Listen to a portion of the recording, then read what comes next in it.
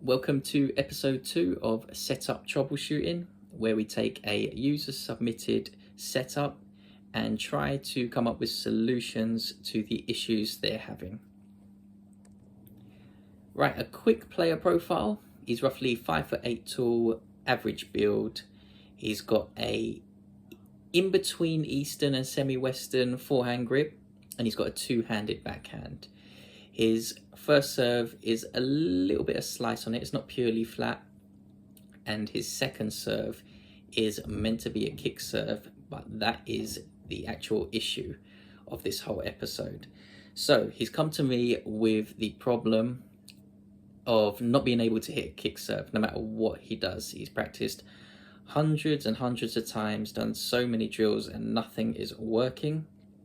So I'm going to take a look at his setup and we're going to see if we can help him hit the kick serve. And I'm assuming the kick serve is just on the second serve, so it will be a type of serve that is consistent and really only meant to start the point without allowing our opponent to consistently attack us. Of course, there are other types of kick serves like Pat Rafters, where he will send down a kick serve but at searing pace as well. But I'm just going to go off of the premise that we're trying to get the serve in first, as that is what has been indicated to me. And the player's name is George. The racket he's using is the Dunlop CX200, the 2021 version. And so I've got the racket recommender tool here. I'm going to highlight some stats that I think are important. And so first off, the shot speed is 65.8 miles an hour. We've got the vibration frequency here at 152 hertz. And the string pattern is 16 by 19. The beam width is 22 millimeters and the width of the racket is 24 centimeters. So George has told me he uses a polyester in the mains and a synthetic gut in the crosses, although he doesn't know exactly what these strings are. That's all the information I've been given, so we're going to have to work with that. He doesn't use a dampener, doesn't use string savers, and there's no additional weight added to the racket. The budget he's given me to use is £100. So we have quite a bit of room to maneuver with, and we'll see what kind of solutions we can come up with. Okay, for this exercise, I'm going to draw on my past experiences serving kick serves with hundreds and hundreds of different setups. And a common pattern I've found with the most effective setups, and by effective I mean the most consistent setups, especially under pressure, is that they have a lower dwell time and usually a higher stiffness. I assume this is because we've got more length control from the higher stiffness, and the lower dwell time allows us to swing at sharper angles without worrying about clipping the frame. So bearing that in mind, I'm going to have a look at some strings and then we'll highlight one that we can recommend to George. But before that, I'm going to get into another way we can lower the dwell time, and that is through the use of a dampener. And there are obviously hundreds, if not thousands, of different dampeners on the market at the moment. But the one I want to highlight is actually the O dampener that Pros Pro make. And the reason for this is the lighter dampeners lower the dwell time more than the heavier dampeners, and the Pros Pro dampener comes in on the scales at roughly about 1.7 grams, where I know some of the button dampeners that other brands produce, they're usually over 2.5 grams. And you might be thinking, what is 0.8 grams that big of a difference? And yeah, is the answer. It is that big of a difference. And you could even take this further by using a rubber band dampener that's even less than 1.7 grams. I've found possibly up to about 1.3 grams is the absolute lightest you can have your dampener before the positive effects start to diminish. And so we're going to keep it simple in this exercise. I'm just going to highlight the use of a Pros Pro O dampener. try that out on your setup, see how it goes, and see if the consistency of your kick serve increases. And then from there we can work with what findings you have out on court. And while we're on this subject, I don't actually know the physics behind why a lighter dampener is able to lower the dwell time of a string bed. I assume it's similar in the ways that a lighter racket has a lower dwell time thanks to its higher vibration frequency. I mean, there is an excerpt on the Tennis Warehouse University that kind of goes into a little bit of detail on this. If I read it out, when you customize a racket by adding weight to the setup, you reduce the vibration frequency. This is because more mass is more difficult to accelerate into vibration. And so bearing that in mind, perhaps the heavier dampeners are just simply more difficult to accelerate into vibration, and therefore that is perhaps why the ball spends a little bit more time on a string bed when you use a heavier dampener as opposed to when you're using a lighter dampener like the Pros Pro O dampener, like rubber band dampeners that are from 1.3 grams up to 1.7 grams. But yeah, that is the O dampener. I've had a look at how much you're looking at spending to acquire these, and I can only find them in like packs of 6, packs of 5, and so on eBay there is a pack of 6 here at roughly 16 to 17 pounds, and so that is the cost of this first solution. If you want to give that a go, take it out onto court, see how your findings come out on court, and then we can make a decision from there. Okay, let's move on to the strings. I've highlighted the need to lower the dwell time so we can swing at a sharper angle without having to worry as much about clipping the frame. And with that in mind, I've decided to go a little bit extreme. This is going to be quite different from the setup you're using now. From what I've been told, you've got synthetic gut in the cross strings. So we're looking at roughly a stiffness rating of around 140 to 180 pounds. There are extremes outside of that, but the likelihood of your string being one of those extremes is low. So I'm just going to give you a quick heads up first. This might take a while to get used to. But anyway, I'm going to highlight the Babolat RPM Blast Rough.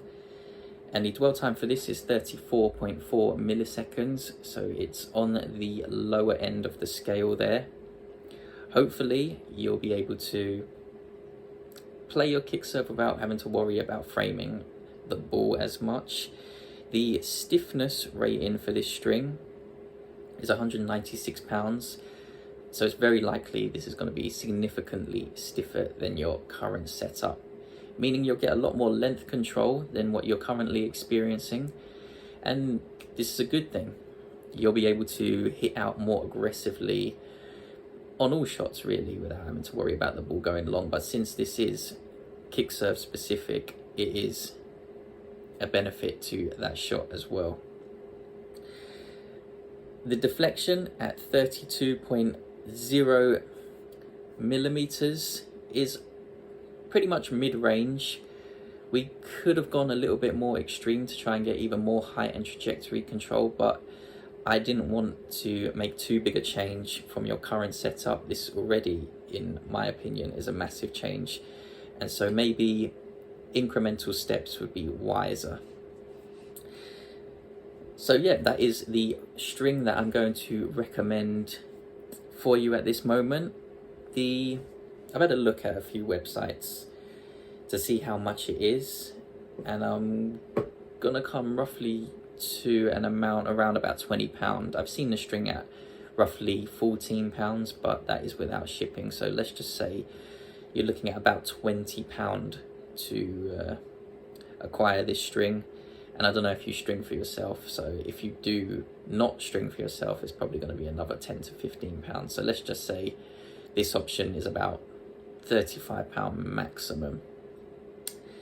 So yeah, you could try both of them out. You could put the string in and then put the O dampener on top of that. I think you'd experience a massive increase in kick serve control. That would be quite cool. I'd like to try that setup myself, but yeah, give that a go. I do want to mention that your racket is powerful at 65.8 miles an hour, so I think this again is going to be more than a one-step process. We might have to try and rein in that shot speed a little bit more, but give this a go first. Let me know your findings out on court. You might love it out on court, you might dislike it, and if so, then we'll make further changes from there.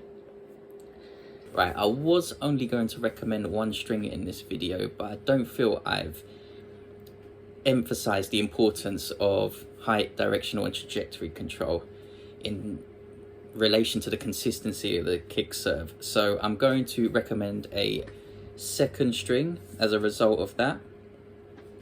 And for those of you wondering, why don't you tailor the setup to produce more pace or produce more spin? And the answer is because neither of these are needed to create a consistent second serve.